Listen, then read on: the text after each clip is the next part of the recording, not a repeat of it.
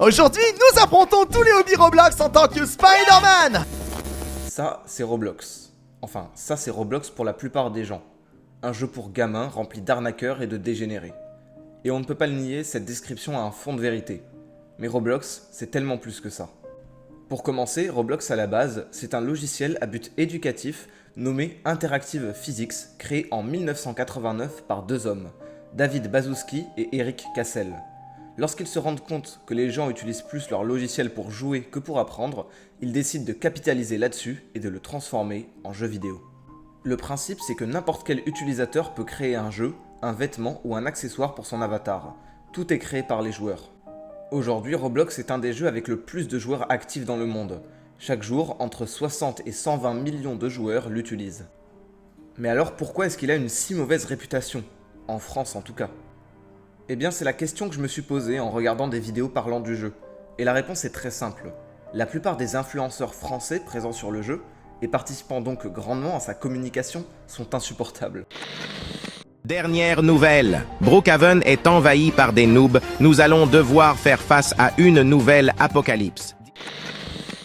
Aujourd'hui les amis, je vais me faire passer pour une grand-mère sur Brookhaven, et je vais essayer de trouver une famille. D'ailleurs si tu veux avoir la chance de gagner 1000 Robux, putain... C'est fou comment on n'arrive pas à trouver un youtubeur connu qui fasse des vidéos potables sur ce jeu. Et le pire c'est que ça ne vaut que pour la France. Si on regarde aux États-Unis, on peut retrouver plein de youtubeurs talentueux présents sur Roblox, comme par exemple Sharkblocks et Crickcraft.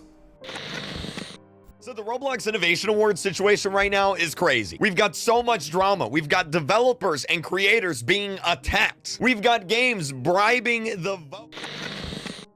I have been wanting to make a tutorial guide showing you guys how to upload stuff onto the Roblox marketplace for ages now. So yeah, this video is going to be a very simple guide showing you guys how to combine your mesh and texture together.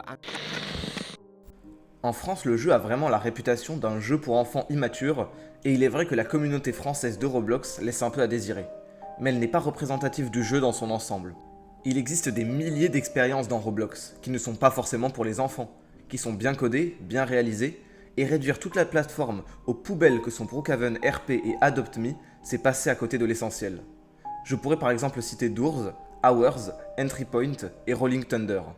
Le truc le plus intéressant de Roblox, c'est ses événements communautaires. Que ce soit des énigmes qui demandent la collaboration de tous les joueurs, des combats de boss ou des chasses à l'œuf sur toute la plateforme, les événements de ce jeu ne déçoivent presque jamais. Je vais détailler le fonctionnement de deux d'entre eux pour que vous compreniez mieux leur intérêt. En décembre 2020, commence l'événement Ready Player 2 en collaboration avec le livre du même nom. Il faut chercher dans différents jeux des endroits cachés ou des anomalies et essayer de comprendre ce qu'il faut faire.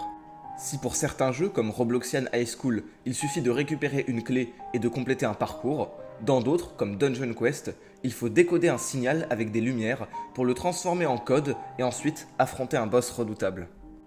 La difficulté est variable, mais on sent la passion qu'a eu chaque développeur lorsqu'il a créé son épreuve.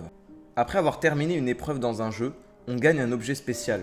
Une fois toutes les épreuves terminées et tous les objets rassemblés, on peut retourner au hub de l'événement et récupérer une récompense spéciale pour notre avatar. Les 77 premières personnes à finir l'événement gagnent un objet spécial, et il en va de même pour les 777 personnes suivantes. C'est l'un des événements les plus appréciés dans la communauté, et il est encore faisable à ce jour. Les jeux concernés ont laissé les énigmes intactes lors des mises à jour suivantes, et le hub existe encore. Le deuxième événement dont je veux parler se nomme Roblox Battles, que j'abrégerai en RB Battles. Le concept de RB Battles est assez simple. Des youtubeurs américains connus s'affrontent sur différents jeux Roblox, et leur affrontement est retransmis en vidéo sur la chaîne YouTube de l'événement. C'est un tournoi, et à la fin il n'y a qu'un gagnant. Dans chaque jeu concerné, il y a une quête spéciale. Cette quête nous donne un badge, et une fois tous les badges récoltés, on peut aller sur le hub de RB Battles et récolter une récompense spéciale. Là où cet événement diffère du précédent, c'est qu'une fois la finale terminée, il y a une épreuve spéciale qui ouvre pour tous ceux qui ont tout récolté. Cette épreuve est longue et dure, mais à la fin de celle-ci, on obtient encore une fois une récompense spéciale. Dans cette épreuve, on nous demandera de montrer notre logique avec des puzzles semblables à ceux de Portal, et notre habilité avec des parcours et des combats. Pour le bouquet final, on devra même affronter une IA qui prendra l'apparence de chaque youtubeur sur l'épreuve qu'ils ont gagnée.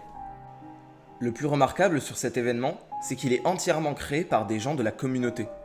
En bref, Roblox sait y faire avec les événements, et il faut faire l'effort de passer outre sa réputation. Maintenant, il faut être honnête, tout n'est pas rose. Roblox a un sérieux problème de modération. Soit elle est excessive et on peut se faire bannir parce qu'on a dit quelque chose dans le chat qui est une insulte dans un dialecte inconnu, soit elle est trop laxiste et certaines personnes en profitent pour publier des jeux inappropriés, même si heureusement, ils sont supprimés très vite. Le vrai problème, c'est le harcèlement et les prédateurs. Roblox a un mode spécial pour les enfants, mais très peu de parents l'activent parce que la plupart ne sont même pas au courant qu'il existe. Et cela peut mener à du harcèlement. Alors il faut que les parents soient plus informés, qu'ils fassent attention à ce que leurs enfants installent et à ce qu'ils font sur leur téléphone. En conclusion, Roblox est un jeu intéressant, et il n'est certainement pas destiné aux enfants, du moins, sauf si le contrôle parental est activé. C'est un jeu qui a un potentiel énorme et une communauté gigantesque. C'est un jeu qui mérite sa place.